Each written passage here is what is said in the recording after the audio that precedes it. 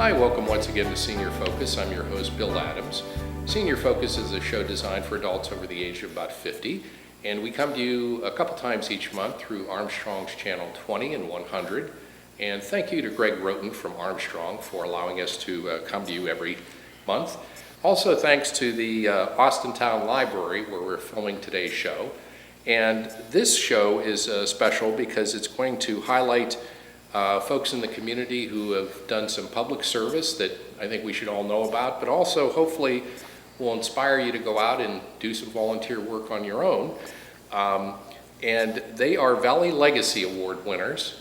And before we get started, I want to just mention a little bit about the Valley Legacy Awards. They are through Shepherd of the Valley, and Danielle Procopio is nice enough to work with that and arrange for the Valley Legacy Award luncheon.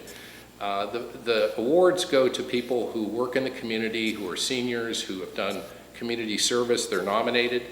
And today we have two of this year's winners. And to in the middle, I guess, of the three of us is Sandy Bilovesky. Thanks for coming, Sandy. And then Dr. Rashid Abdu, who is on the far left.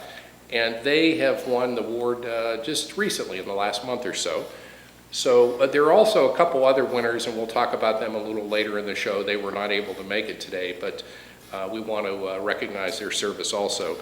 Now, Sandy, we'll start with you. I know you're a teacher, right? From way back? From way back. We won't say how far back, but actually, when you got started in teaching, what type of teaching did you do? I primarily did primary, grades 1, 2, and 3. Okay. And some special ed. And was this in Niles area? Yes, all in Niles. Yeah, and my understanding, and then just reading up a little bit about what your work involved, the person said you're an advocate for children, and your life's motto is, if I can do it, so can you.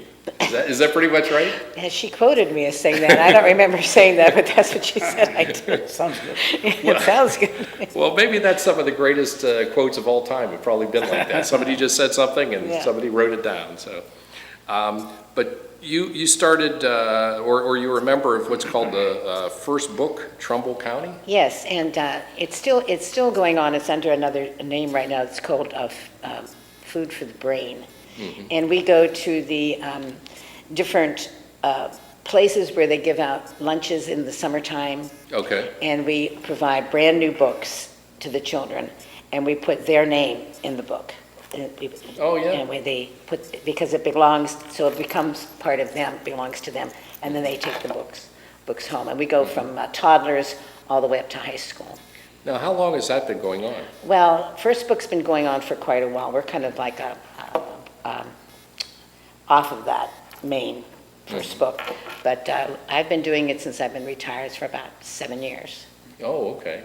And this is within the Nile system, or? No, it's Trumbull County. Ellen Finan is the one who's the head of it. Okay. And she was a former librarian.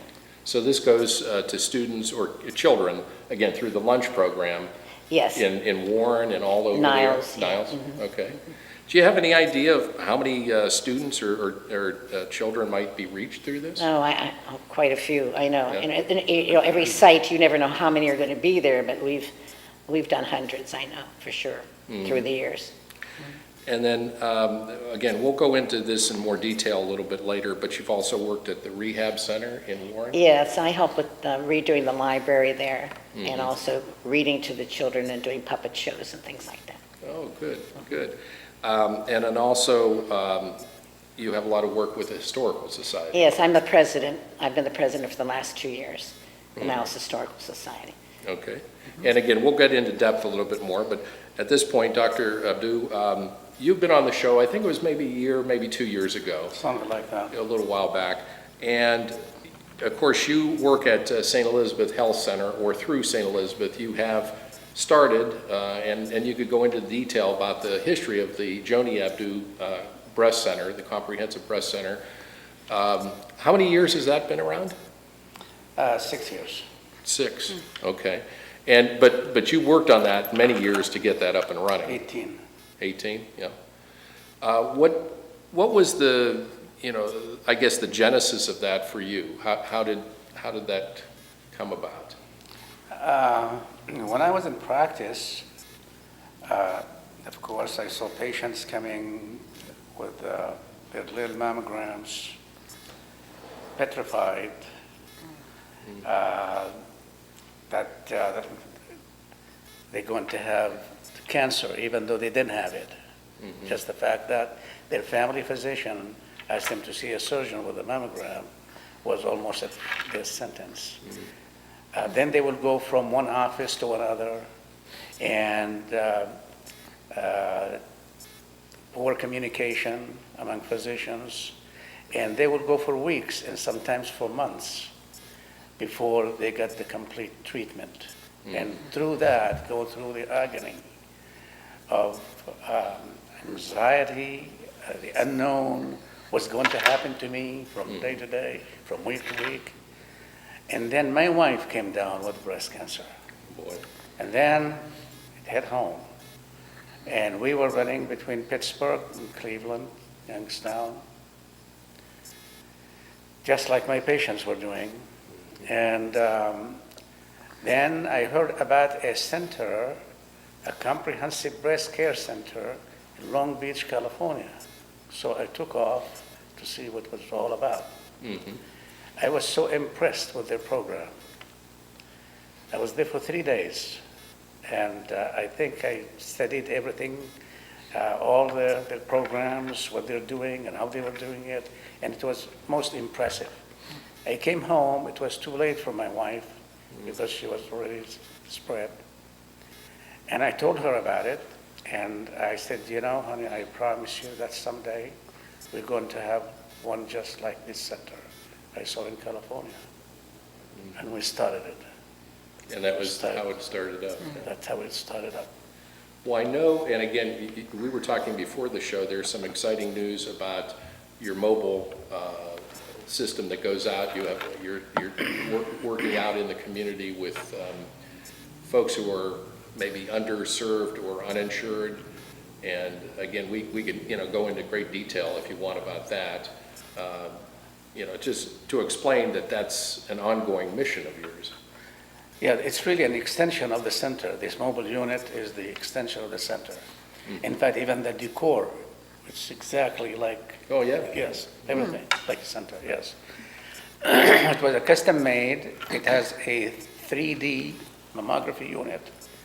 And to my understanding, it's the only mobile unit with 3D in Eastern Ohio and Western Pennsylvania. Okay. And the reason for we started that, so we can reach women all over the 3 counties, especially those who are poor and underserved, who lack resources, lack education, sometimes transportation. In fact, our first trip on the 1st of September was to East Liverpool. Oh, okay. And we found that women, some of them never had a mammogram. Oh, my. Yes.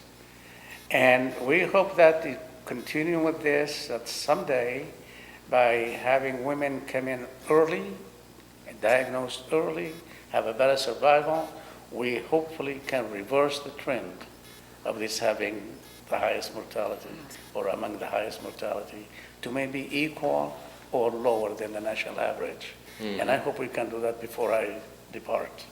Well, that's a good goal, and that, again, is testament to your vision and commitment to this. And Sandy, something the doctor said about working with underserved, again, that sounds like something, when you were talking about the book program, you're reaching out to people who otherwise wouldn't get this service. Right. Could you talk about some of the experiences you've had with, getting books to children and teaching kids who... Well, I mean, you receive satisfaction yourself just by looking at the kids when they receive a book and they hold it to them, that it belongs to them. And I've also been able to tutor some children that have come from other countries and have taught them the language, and to have them speak English and to start talking to you in in the language that they are going to really use all the rest of their life and go Right. from one has been really, that's another amazing feeling. So when you give to them, you're actually giving to yourself because it makes you feel like you're doing something that's worthwhile. Yeah, that's very interesting. I've done some tutoring, but, with children who, English was the first language. How do you get through to somebody who English is brand new to them? How do you go about that?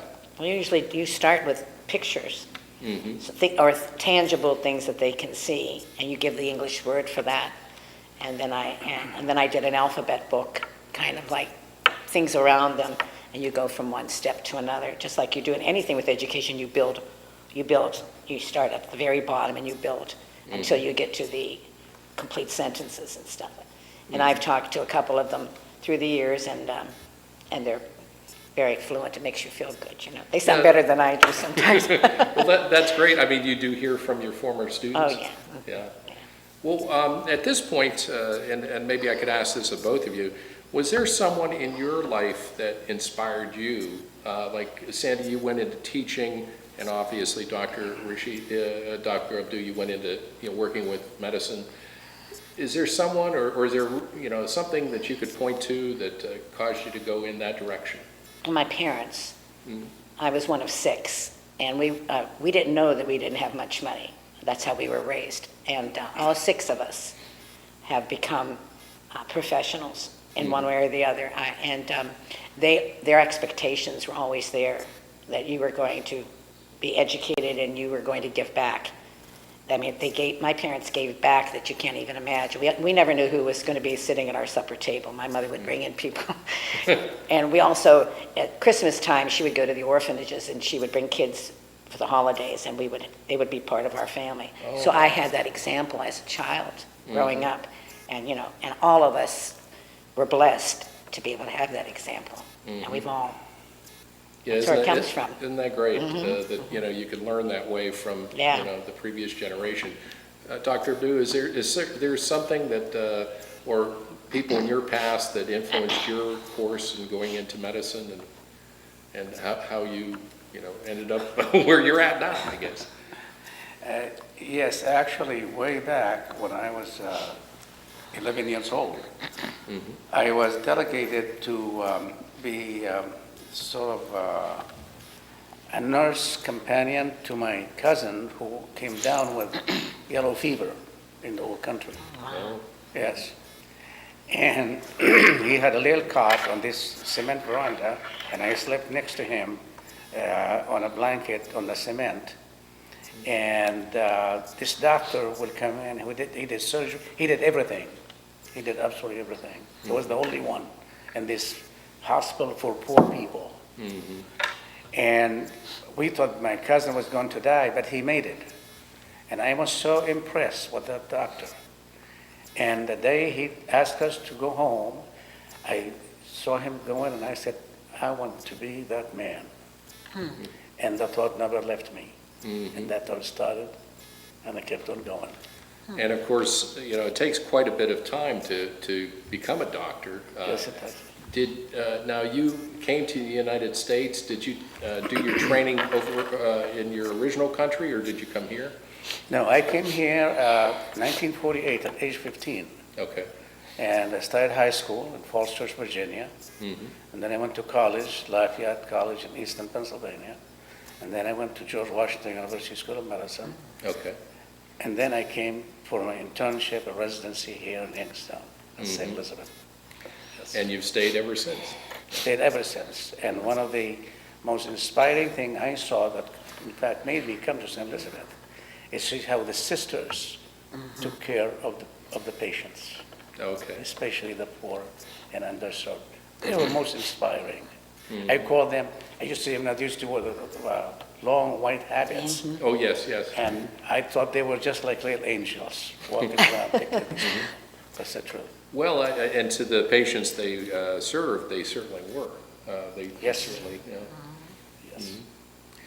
And Sandy, you also have worked, I know, in something called the bereavement ministry. Yes, that's from our church, Our Lady of Mount Carmel in Niles.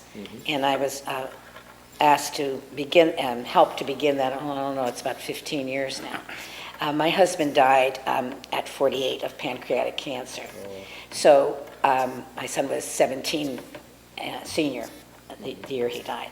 So from that, I felt that that was my way of honoring him and other, and really, I think, I really enjoy doing that. And people say to me, how can you do that? I said, because you have to be able to have empathy with people, and I went through something young, and so I feel like people understand that I know what they're going through, Right, it's always helpful if someone gets counseling and advice from someone who's been through that same experience. Not necessarily counseling, Well, but, yeah, but they have a feeling that they an can ear. talk to somebody, Right. yes. Yeah, near to somebody to listen to them. Dr. Abdu, I know one of the things that you're proud of, I think, at the center is the way that you sort of nurture the patients. I mean, it's not a typical hospital setting.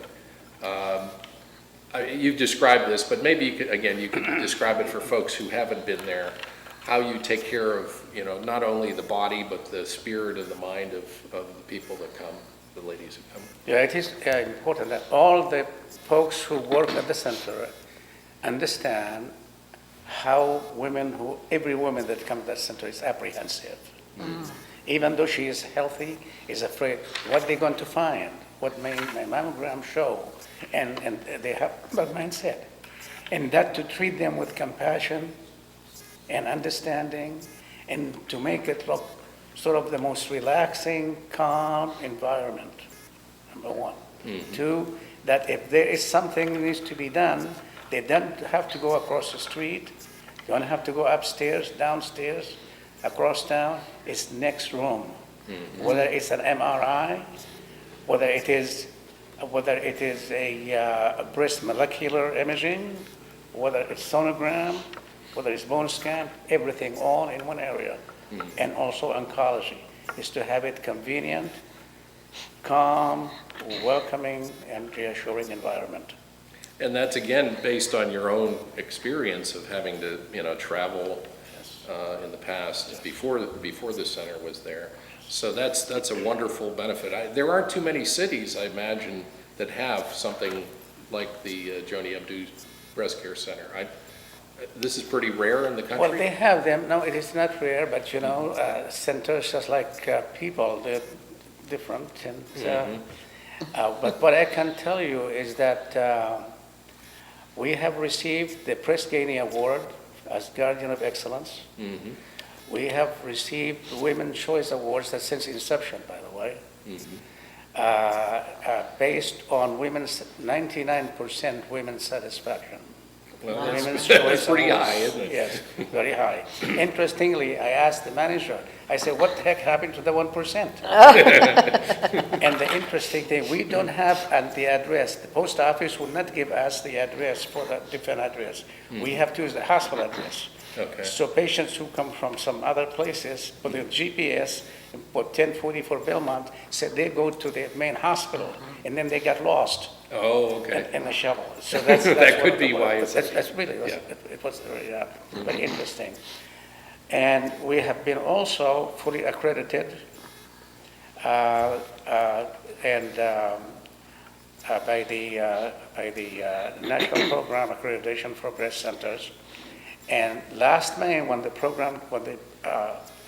surveyor came, he sent me a personal note saying that, number one, the people who work in that center were exemplary.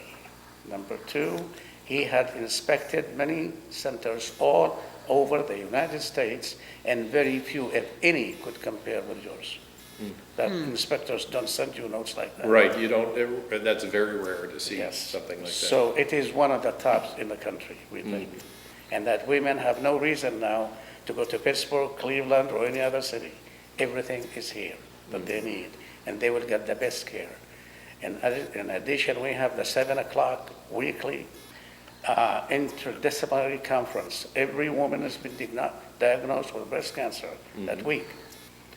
She's been discussed by the radiologist, the pathologist, the oncologist, the surgeons, as will then decide what will be the best treatment for that patient As a team. as a team. Well, before I forget, Sandy, I wanted to also mention and talk a little bit about your work with the Historical Society. You did mention you're the president. Can you describe a little bit about what you do there and what, some of the activities that you've worked with at the society? Well, we do tours. We're open every first Sunday of every month. We also do children's tours from the school, where we do a educational display, and we talk about the history of Niles on their level, and we use the some of the old articles, and explain things to them. And of course, a lot of these things, they have no idea what they are. Sure. Oh, sure. Yeah. And then we provide speakers and programs, and it's all volunteer. We do not have anybody that's on staff that is paid at all, and it's quite an undertaking. Yeah. Just keeping up the property and everything else. Well, how long have you been involved with that? Well, ever since I retired, so that's 7 years. And does that include is it the Ward Thomas House? Yes, it is the Ward Thomas House. That's where it's located? Yes.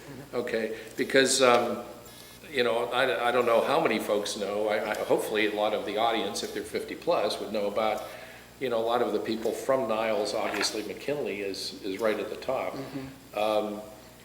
Do you find that the children, did they understand that there was a president who lived right yeah. where? Oh, yeah. town? Yes, they do.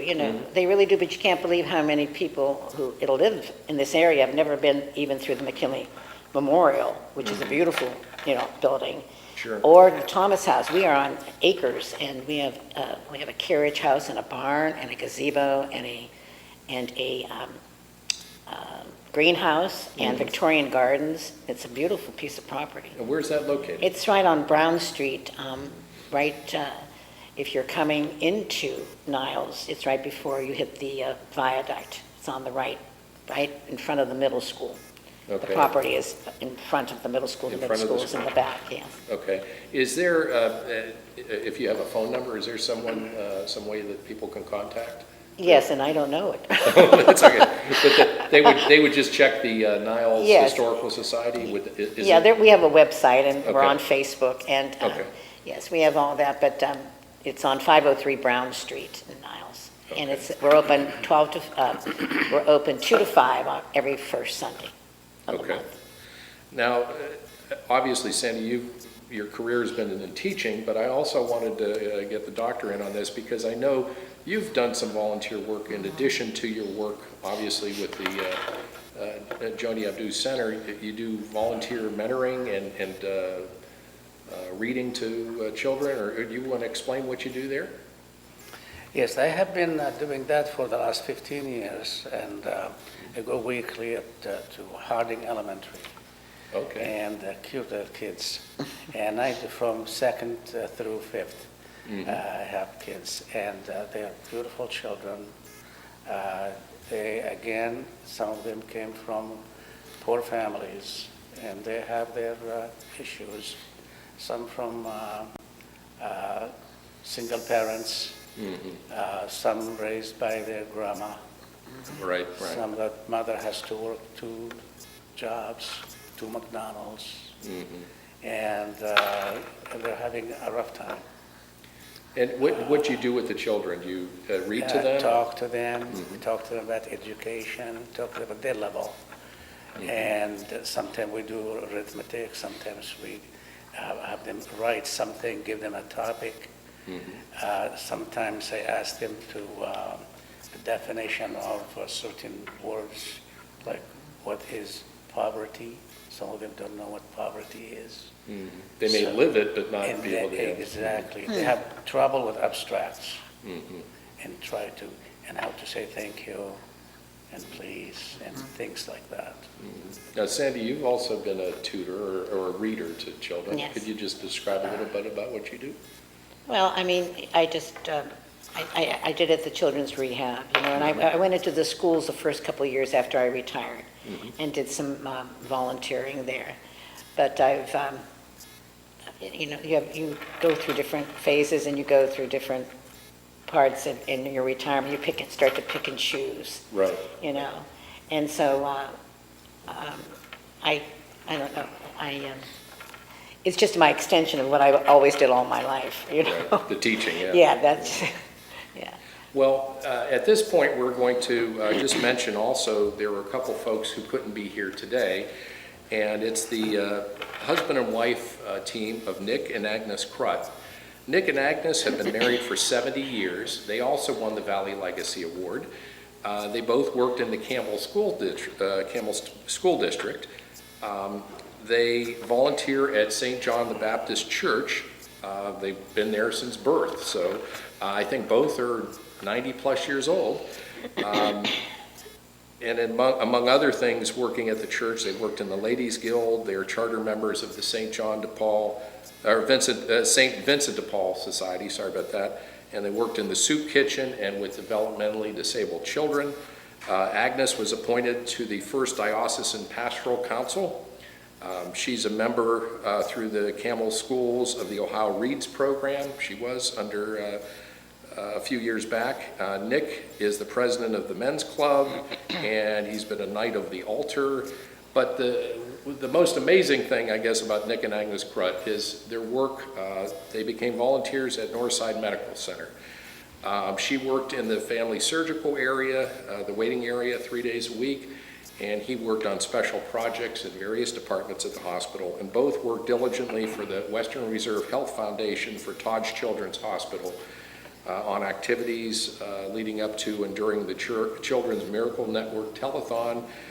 Over the course of the years, they volunteered approximately 28,000 hours.